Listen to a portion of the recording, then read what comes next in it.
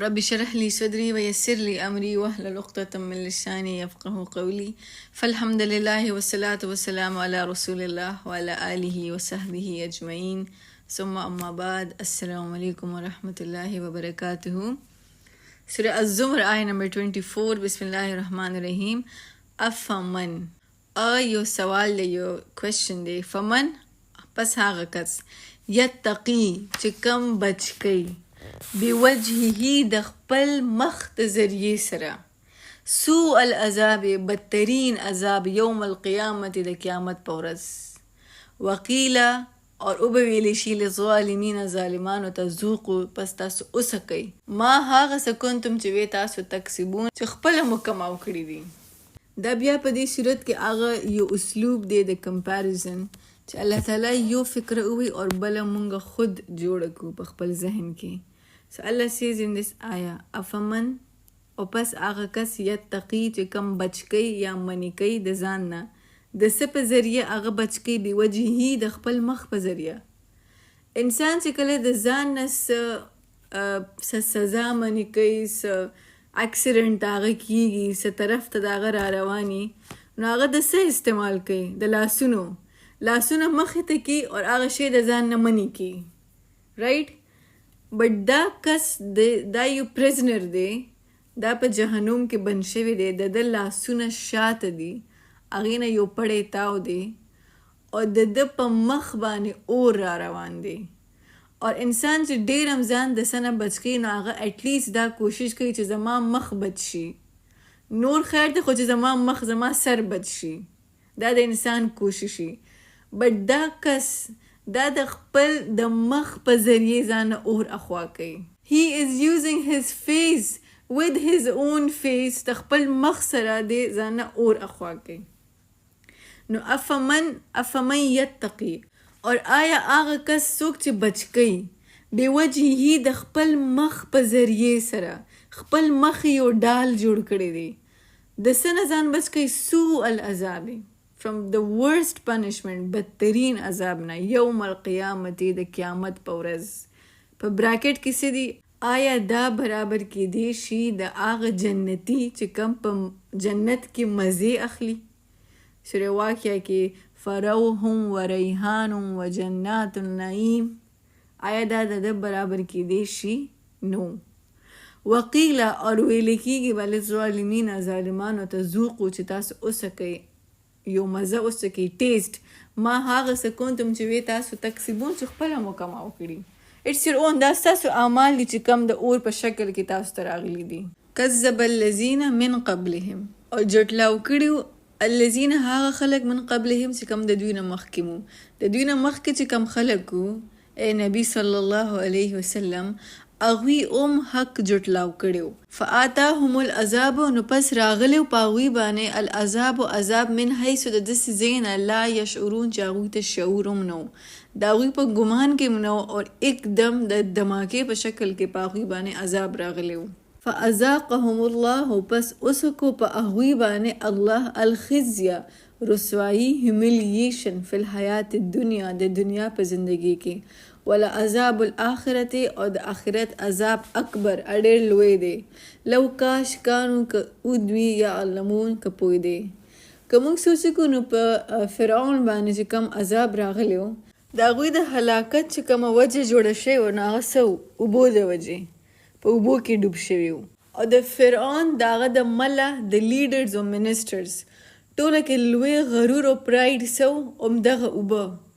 په دې اوبو باندې، په دې ریور باندې د هغوی یو کنټرول و، د دې په ترو به د هغوی اکانمي بوسټ کېده، د دې په ترو باندې به ایکسپورټ او امپورټ هم کېدو، او د دې د وجې they were able to create a massive army، ډېر غټ ملیټري پاور هم ورته ملاو د دې اوبو د وجې، د دې اوبو په کنټرول د وجې. د دې نه علاوه د هغوی نور څه کیتی باړي نه څه فنډینګز نه راتلل، اصل چې کم کور فنډز د دوی وو نو هغه هم د دې اوبو نه راتلل، او همدغه اوبه د دوی دپاره د رسوایۍ یو ذریعه جوړه شوه په دنیا کې، په دې اوبو کې دوی ډوب شو.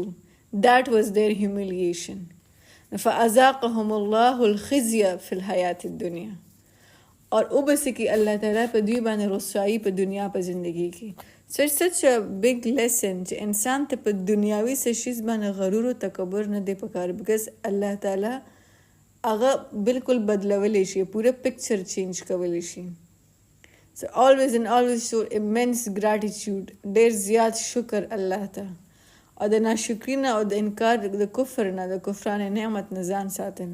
والعذاب الاخرته او د آخرت عذاب اکبر هغه ډیر لوی دی لو کانوا یعلمون کاش که دوی پوه دی. ولقد البته تحقیق ضربنا مونږ بیان کړي دي للناس د خلکو دپاره فی هذا القرآن په دې قرآن کې من کل مثل هر قسم مثال لعلهم یتذکرون تاکہ هغوی نصیحت حاصل کی.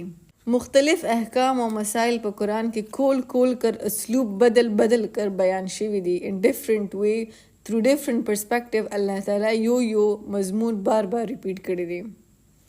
قرآن دی عربین in the language of عربیه غیر نشتا پدې کې زی عوج س کجی کوګواله. ډېر straight forward language ده قرآن ډېر direct language ده لعلهم یتقون شاید تاسو تقوا اختیار کړئ.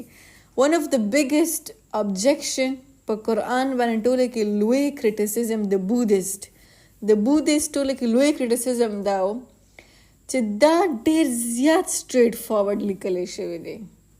لایک په بودیزم کې ډېر زیاته فلسفي ده ډېر پولیټیکل ټایپ خبرې دي څنګه چې پالیټیشنز کامپلیکیټډ خبرې کوي او کامپلیکیټډ الفاظ استعمال کوي داسې ویکابلري استعمال کوي چې خلک پې نه پوهېږي سو دیټ خلک امپریس شي چې دا خو ډېر زیات علم او نالجبل والا کس دی او ډېر غټ الفاظ وایي مونږ خو پې پوه نه شو خو دا ډېر پوهېږي.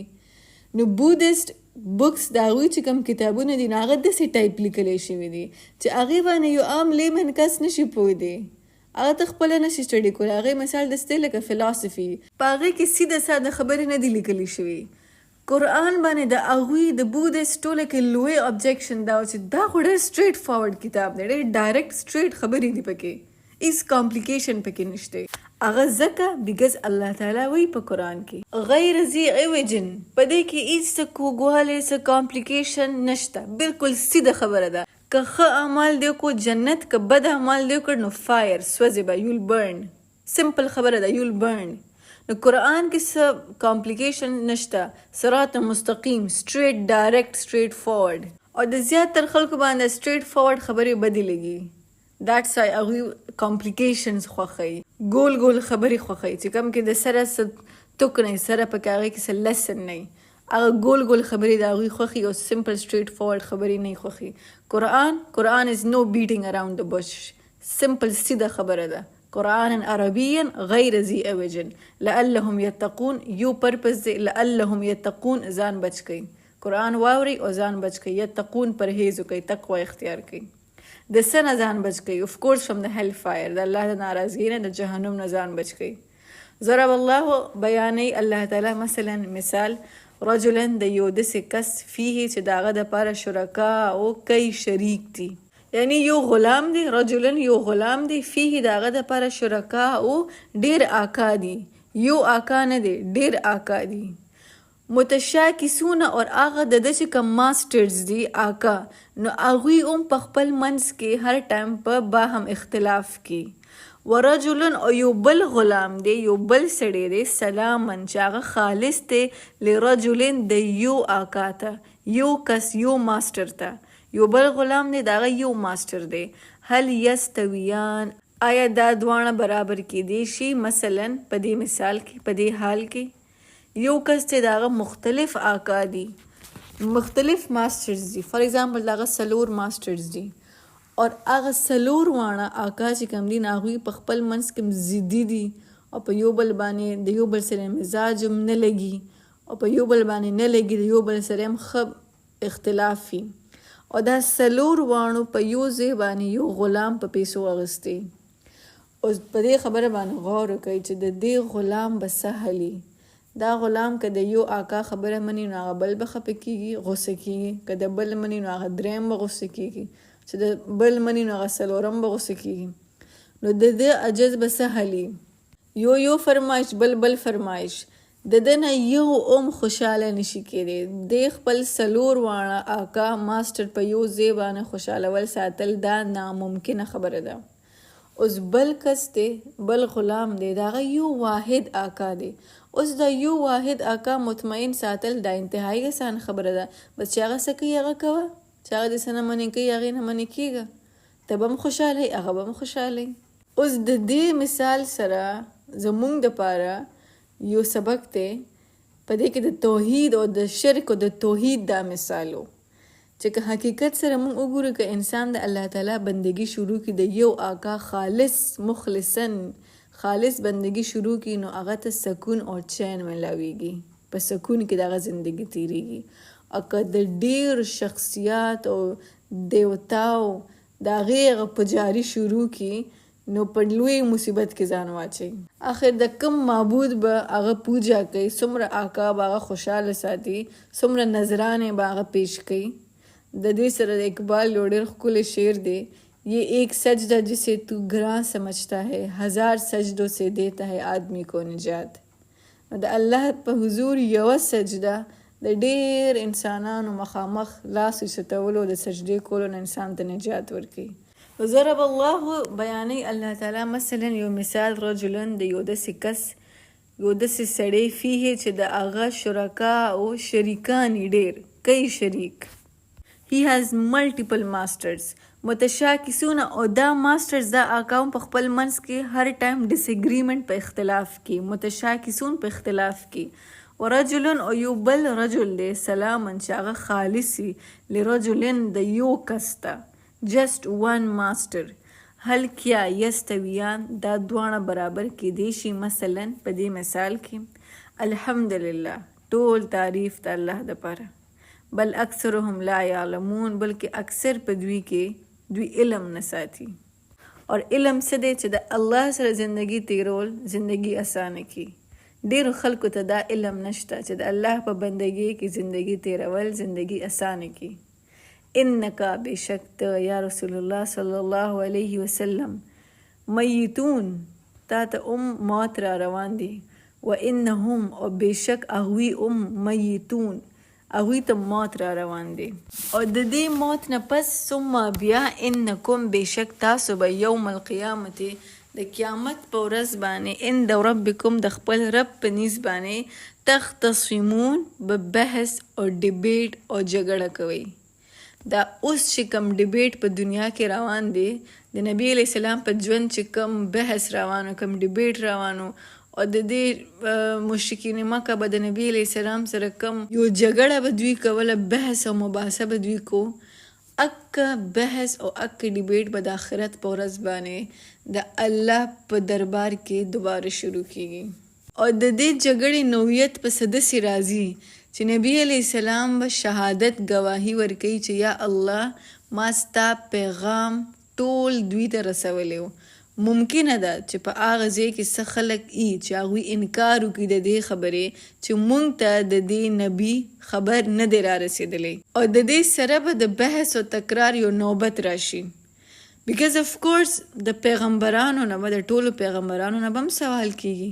په سورې اعراف کې دا آیات ډېر اهم آیات دی. په سورې اعراف کې فلنسألن الذین ارسل الیهم ولنسألن المرسلین.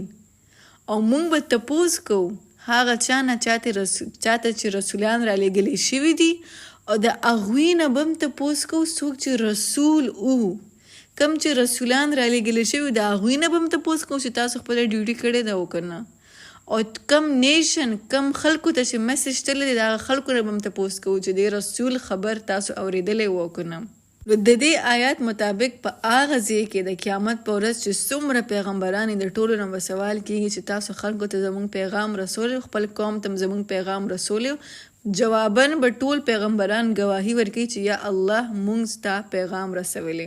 د دې خبرې د وجې نبی علیہ السلام د حجت الوداع په موقع باندې د ټولو خلک چې کوم موجودو په حج باندې هغوی نه دا تپوس کړی یو سوال یې کړی الا هل بلغتو آیا ما تاسو ته د الله پیغام ورسو ای خلکو گواه شئ ما په تاسو باندې الله پیغام ورسو. په جواب کې ټول مجمع چې کوم موجود و نو هغوی په یو اواز باندې ووی نشهد انک قد بلغت و ادیت و نصحت. یا رسول الله مونږ ګواه یو چې تا مونږ ته تبلیغ کړی، چې تا خپل تبلیغ او امانت او نصیحت حق پوره ادا کړی. د خلکو د جواب نه پس نبی علیہ السلام د خپل شهادت ګوته بر اسمان طرف ته کی اور اسمان ته وګوري او په تیزه باندې وی اللهم اشهد اللهم اشهد اللهم اشهد. یا الله ته ګواه شه، یا الله ته ګواه شه، یا الله ته ګواه شه چې خلکو تسلیم کو چې ما ستا پیغام دوی ته رسولی دی. د دې نه پس نبی علیہ السلام دې مجمع ته دوباره خطاب وکړي and says الا لیبلغ الشاهد الغائب. کم خلک چې دلته موجود دي په هغوی باندې فرض دی چې دا پیغام هغه خلکو پورې ورسوي کم چې دلته موجود نه دي. په دې طریقه باندې د نبی علیہ السلام په فرض په امت باندې چې کم فرض و نو هغه منتقل شو زموږ طرف ته. او د نبی علیہ السلام د دې فرمان نه پس ټول امت محمدی چې کوم دی هغه د الله د رسول دی. مونږ د نبی علیہ السلام میسنجرز یو. اوس ته ټول امت محمدی ته دا اعزاز ملاو شوی، دا یو فرضیه یو فرض دی په مونږ باندې چې نبی علیہ السلام په حج په موقع باندې ویلي و چې کم خلک دلته موجود نه دي هغوی ته زما دا پیغام ورسوي. مونږ ته د نبی علیہ السلام پیغام ورسېدو. اوس زمونږ فرض دی چې مونږ هغه نور خلکو ته ورسو چې کم نه دي خبره، کم قرآن نه د اسلام د دین نه دي خبره، بس بای برت مسلمز دي، بای برت مسلمز. نور هغوی ته اوس هم خپل شهادت پکار دی، اوس هم هغوی له پکار چې خپل شهادت رینیو کی. او دا یو ډېر لوی اعزاز دی، یو ډېره غټه فریضه ده چې کوم امت محمدي ته ملاو شوې ده چې دا میسج مخکې فارورډ کی. او د دې اعزاز الله تعالی د دې فریضه الله تعالی 2 ځله په 2 مقامات کې الله تعالی آیتونه نازل کړي دي. یو د هجرت نه مخکې، یو د هجرت نه پس. د هجرت نه مخکې په سوره حج کې او د هجرت نه بعد په سوره بقره کې. په سوره حج کې الله تعالی دا فریضه امت محمدی ته ریمایند کړی ده چې تاسو فرض دی چې دا مخکې فارورډ کړئ، دا دین مخکې ورسوئ، دا تاسو فرض دی. هو اجتباكم وما جعل عليكم في الدين من حرج ملة أبيكم إبراهيم هو سماكم المسلمين من قبل وفي هذا ليكون الرسول شهيدا عليكم وتكونوا شهداء على الناس. الله تعالی تاسو خوښ کړی، you are chosen. او د دین په معامله کې په تاسو باندې څه تنګي نشته، قائم شئ په دې دین باندې او د ابراهیم علیه السلام په ملت کې جدوجهد وکړئ. اور الله تعالی ستاسو نوم مسلمان مسلم ایښی دی. د دې نه مخکې د دې کتاب نه مخکې ستاسو نوم دا او د دې نه پس هم، تاکې پیغمبر په تاسو باندې ګواهي وکړي او تاسو په خلکو ګواهي وکړئ. زمونږ په خلکو باندې ګواهي ده چې یا الله ما ستا میسج، ما ستا قرآن فلا خلکو ته رسولی، یا الله ما خپل فرینډز ته رسولی، یا الله ما خپل فیملی ته رسولی، یا الله ما نه چې څونه کیدو نو ما ورسو. نو دا هغه ګواهي ده. اول به نبی علیہ السلام په خپل امت ګواهي ورکوي چې یا الله ما دا ستا میسج ما د امت ته ورسو. بیا به د امت نه خلک په یو بل باندې ګواهي ورکوي چې یا الله ما دې کس ته ښودلی او ما هغې کس ته ښودلی. دا په سوره حج کې دا آیات دی د هجرت نه مخکې په مکه کې. په سوره بقره کې د هجرت نه پس الله تعالی دا آیات دوباره راوستو فور emphasis. وَكَذَلِكَ جَعَلْنَاكُمْ أُمَّةً وَسَطًا لِتَكُونُوا شُهَدَاءَ عَلَى النَّاسِ وَيَكُونَ الرَّسُولُ عَلَيْكُمْ شَهِيدًا. This is ayah number 143. اے مسلمانو دغسې موږ تاسو امت وسط د میډل بیسٹ نیشن جوړ کړي یې تاکې تاسو په خلکو باندې ګواه شئ او رسول په تاسو باندې ګواه شي. تاسو به په خلکو ګواهی، رسول به په تاسو ګواهی.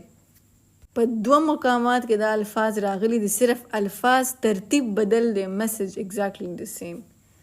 may Allah protect us.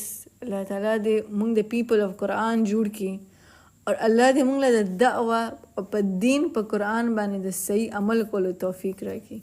آمین یا رب العالمین. بارک الله لي ولکم فی القرآن الحکیم ونفعنی وإیاکم بالآیات وذکر الحکیم. السلام علیکم ورحمۃ اللہ وبرکاتہ.